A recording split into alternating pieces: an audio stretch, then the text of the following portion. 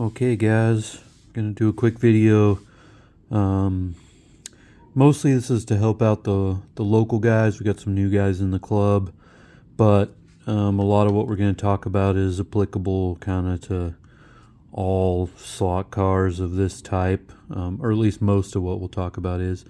So anyway, what we're gonna talk about today is some setup and tuning tips for these hard body slot cars. The one that I'm going to talk about today is the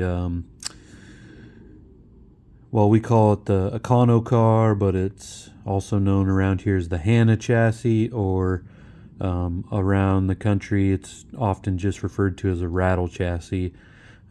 So this is we run 3 or 4 different bodies on here. This one is classic NASCAR.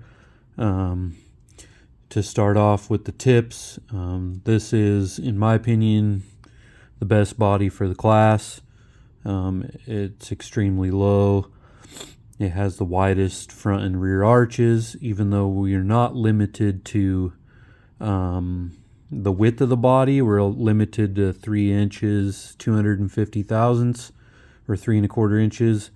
I think it's just better to have the wheels tucked, which this body allows you to do in the rear perfectly. So 83 T-Bird 124 from Monogram. This is pretty much all I run. I've tried 2 or 3 others. I like this one the best. It has good guide clearance, fits the wheelbase pretty well, all that. So anyway, that's the body. Nothing too specific to go into there. So this is a car I just finished. These are really easy cars to build. Just 3 pans, 1 inch center pan, 2 3/4 inch outer pans. There's some basic rules you have to follow that are pretty simple. No pan extension in front of the front axle. Guide tongue can't be thicker than 100 thousandths. Just some basic stuff like that. 2 inch 850, I believe, on the pan width. Might be 890. Either way, pretty basic car to build. You have a slide at the front and then a slide at the rear, which creates this sliding action on the center plate. And then also these rear ones help hold the pans up with the weight of the body on there. So anyway, there's a few common mistakes that I see people making that I really want to go over. And I see this quite a bit with all slot car racers, but there's just a few things that are really going to affect the way this chassis handles. One is, and this goes for all tracks, but one is you always have to make sure that the guide height is correct. It has to be, this one's a little loose actually, but after the race, but you need to make sure that your guide height is correct for the slot depth, or the braid depth of a given track. Now, the one that we were running at is basically flush, so I just put the car on this setup block with the braids flush, and I make sure that these wheels are just barely touching. You can see not too much resistance, they can spin. And if you do not have them touching and they're up in the air, then what you get is a lot of tripoding action into the turn. So basically the car, say if you're on a left-hand turn, the guide shifts, this wheel goes down, and then this inside rear one comes up. That usually makes for nearly an instant loss of traction in the back, or you might get this like cyclical behavior where the car is kind of oscillating through the turns. A really aggressive version of that, say where the wheels are up like maybe 100 thousandths or something, like really exaggerated, is you're just going to instantly tip and then come out of the slot. So you need to check this for every different track that you run, and it's basically the first thing I would do on any new track, and it's one of the most critical things. The second mistake I see a lot of people make is when it comes to spacing out the axles. So it's really important that you have some kind of thin, trued spacer between the bushing and the axle spacer, both front and rear. I run 2 in the rear to create a sort of slip surface before I put any other spacers on in the back. This leads to like a really free spinning axle, and when the axle's being loaded to the side, you don't end up having basically undue friction on the rear axle. I've definitely stay away from any type of plastic spacer, and typically you're going to want a really small diameter, reasonably thick shim on there. The reason why you want it to be reasonably thick is a lot of times these tubes, unless they were cut on a lathe, aren't perfectly flat, and so a thin shim will just replicate the end of the tube, and it'll not be a smooth rolling action on the bearing. So I run 2 slip surfaces. I always run an oil light bushing, no solid bronze. These just oil better. They're lower friction. They have a porous nature so that the oil can stay in there, and it works really good. Same thing in the front. You can see I got 1 thick solid shim on there, followed by my spacer. This leads to a really free spinning axle in the front, and no friction during cornering. So a lot of times, even if it feels good like this, if you try to load it from the side and then spin it, you'll feel it bind, especially if you have a plastic spacer or a non-machined spacer in there. That leads me to the next point. It's really imperative on these heavy hard body cars that they have independent front axles. What happens is if you go into the corner with a locked axle and the car first starts to turn, the friction caused by the inside wheel on that turn will typically cause the rear of the car to come up, just like when the front axle height is too high, and it'll basically just kind of walk the car right up out of the slot. So a typical behavior of a car that doesn't have independent fronts would be that on tighter turns, especially, it sounds or feels bound up, and then it has a tendency to climb up and deslot itself. That's a really common behavior, one I've seen a lot recently. Independent fronts aren't hard to install. The easiest way that works just fine most of the time and still allows your car to be serviceable is to simply tighten the axle onto the wheel on one side, slide it through, put a single soldered cap on the other side, and then, one of them still locked to the axle, but as long as this is straight and true, you're not really going to have any issues there. The best setup is a soldered cap on both sides, but even on this car, I'm still running just the axle tightened on one side and the wheel free spinning on the other. Works just fine as long as, again, this tube is reamed properly and there's no drag.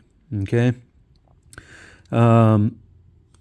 The couple other things that I see, one is I like to use these lightweight brackets. One problem with them, though, is when the track is really tacked up, you'll start to get a bushing bind, so you need some sort of reinforcement to the bracket, which I've added right here. So something to be wary of if you've built your car with a lighter weight bracket. Let's see, what else was I going to talk about? Oh yeah, the slides themselves. These have to be absolutely free, no stiction whatsoever. And a lot of times when they're first built, there will be some friction here. And honestly, the best way to get that freed up is to either tumble the car, like in a rock tumbler with media, or I just run a whole bunch of laps. I put an old motor in there, put some old tires on there, and I don't really care how it handles for the first, 200 laps or something. Nothing's going to recreate that action of going around the track like going around the track. So I do that. Another common mistake I see people do is actually oil these slides. That's okay for storage if you're concerned about corrosion or something similar, but oiling these slides actually creates more stiction, especially if it gets along the edges of the pan right here. When the pan comes and touches, then you have to break that viscous layer for the chassis to start sliding again. Same thing in this tube. It creates like an almost shock absorber effect where you have to shear the fluid in there to get this to slide. So I find my cars are the highest performance when I actually clean this. So little dirt and debris or stuff might get in there. I get in there and I blow that out with some motor or carb cleaner, and I try to just keep this as free, absolutely free as possible, and the cars perform really well. Any type of hinge car or anything like that as well, never oil the hinges. Just keep them rust free, corrosion free, and extremely clean. Another thing is, you can see with my cars, a common problem, and this one isn't absolutely perfect, but it's dang close, is the inner part of this pan. I run a short extension on my motor, and so the inner part of this pan is cut to clear the 3/32 tube here as it slides left to right. So you need to make sure you're getting full movement both sides. Let's see, what else? This is a typical weight pattern for me on this car. I find that even when the car is tuned really well, it'll sometimes start to do some two-wheel in the corner like this. These rear weight sections really help out with that. And then the weight here, a lot of times just extra insurance that you got proper weight on the guide, especially on tracks that have elevation change. That seems to make a big difference.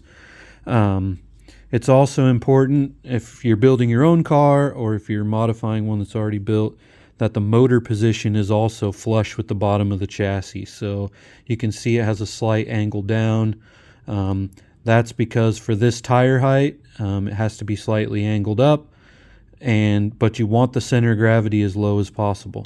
The most important thing is to run the car at minimum ride height and as wide as the rules allow. The only two things that really matter in making grip and having an easy to drive car is center of gravity and width. And that goes for all race cars. Those are the two key elements to making grip. So in a slot car, it's no different. And there's a lot of, people will give you all kinds of input and ideas, but typically simple is the most important thing. Low, wide, whether it's an F1 car or anything, a slot car, an RC car, that's typically going to be higher grip, unless you have to do something stupid to make it that way. So make sure your spacers are cut correctly. Make sure it's as wide as the legal limit. Again, in this case, 3-inch 250. I go to 3-inch 240, just in case the tires happen to be a little different or anything like that. Sometimes a little wider, 245 or something like that. Make sure you're oiling in between every round. That means like we do 2 4-minute rounds, 4 lanes. So after one whole round robin, I'll make sure I oil both bushings on the motor. And if the grease on the gear is looking dry, I'll add grease there as well. Let's see, what else was I going to talk to you guys about today? I think that's a pretty good starter on how to make these things run pretty dang good. Simple car, can be really, really fast, especially with these lower lightweight bodies. That's another thing I was going to say is when you're building the car, or if the car is being built for you, it's pretty much universal that the height of the tire is also going to be critical in the speed. So if you have a really good handling car, it won't typically chatter no matter what as far as the tire height, but some cars will start to chatter if the rubber's too tall. It's just unstable. So I set up my cars, I think the minimum for this class is 930 thousandths on the tire. I typically make sure my car is at minimum ride height at around 960. That means that I can tech at that and possibly go slightly lower even during the race. And that tire height really works out good for me. I run them down to 930, and then our other class, early modified, we're allowed to run them down to 900. So I'll typically true them flat again and then put them on my early modified car for a race. And that works out really good. All right, guys. Well, if you have any questions, you can drop them in the comments, or if you're a local guy, you probably know how to get a hold of me. So anyway, I just wanted to give a, 15-minute overview of some of the things to think about in performance of these cars. And as we cycle through classes here throughout the year, I'll probably do one for some of these other cars too, to talk about the different ways that you can make them work good for you. All right, guys, have a good one.